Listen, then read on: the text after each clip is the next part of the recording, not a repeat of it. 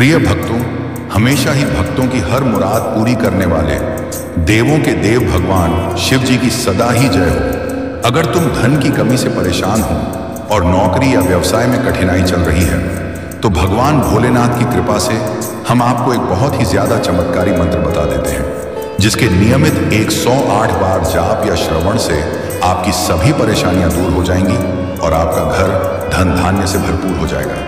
भगवान शिव, जिन्हें महादेव कहा जाता है, अज्ञानता के अंधकार को मिटाने वाले हैं। उनका नाम लेने से भक्तों के सभी पाप दूर हो जाते हैं और उन्हें मोक्ष की प्राप्ति होती है। शिव का स्वरूप त्रिनेत्रधारी और भूत भावन है।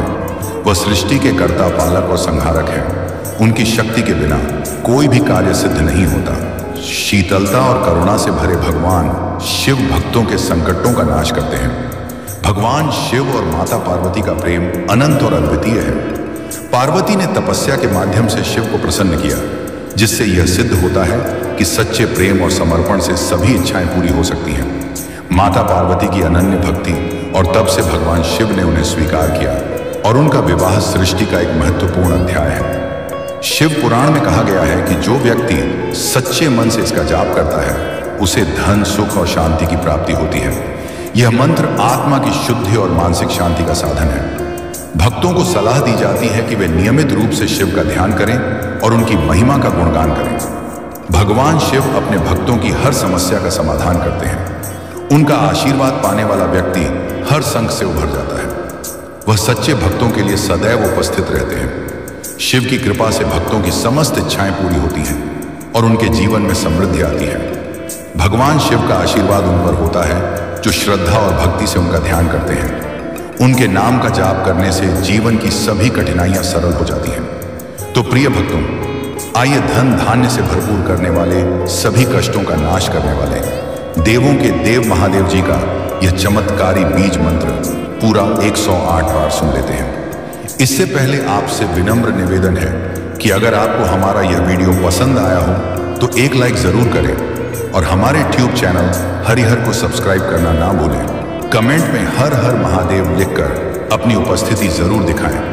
मंत्र इस प्रकार है।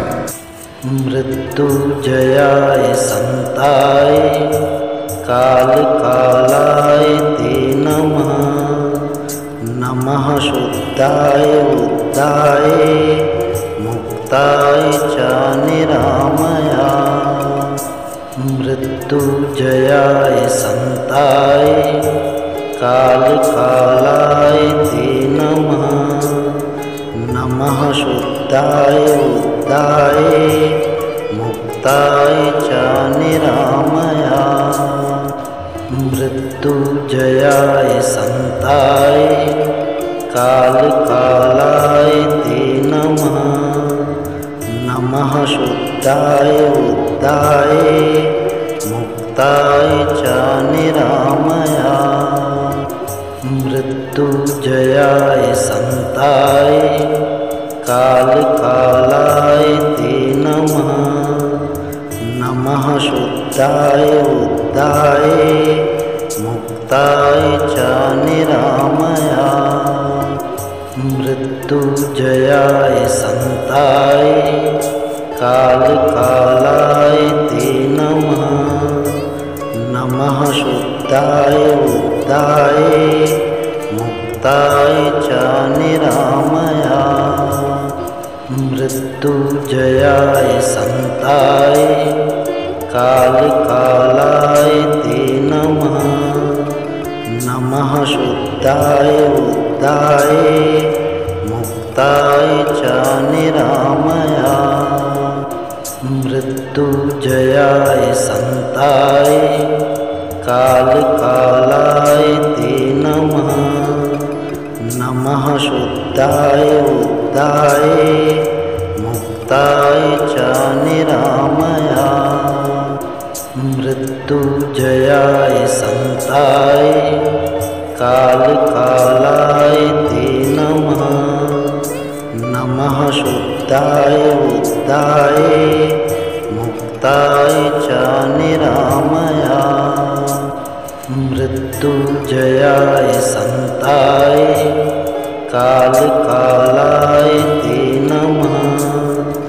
नमः शुद्धाय शुद्धाय बुद्धाय मुक्ताय च निरामया मृत्युंजयाय संताय कालकालाय ते नमः नमः शुद्धाय बुद्धाय मुक्ताय च निरामया मृत्युंजयाय संताय कालकालाय ते नमः नमः शुद्धाय बुद्धाय मुक्ताय च निरामया मृत्युंजयाय संताय कालकालाय ते नमः नमः शुद्धाय बुद्धाय मुक्ताय च निरामया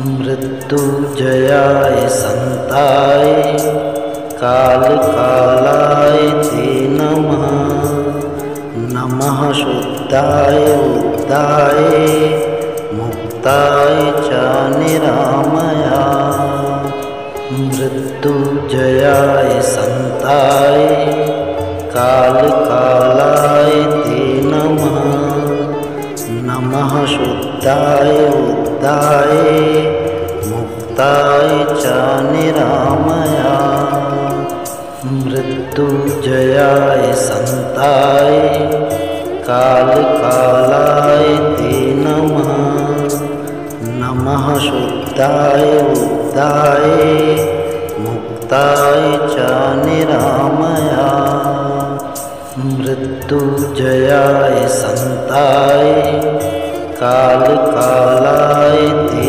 नमः नमः शुद्धाय बुद्धाय मुक्ताय च निरामया मृत्युंजयाय संताय कालकालाय ते नमः नमः शुद्धाय बुद्धाय मुक्ताय च निरामया मृत्युंजयाय संताय कालकालाय ते नमः नमः शुद्धाय बुद्धाय मुक्ताय च निरामया मृत्युंजयाय संताय कालकालाय ते नमः नमः शुद्धाय बुद्धाय मुक्ताय च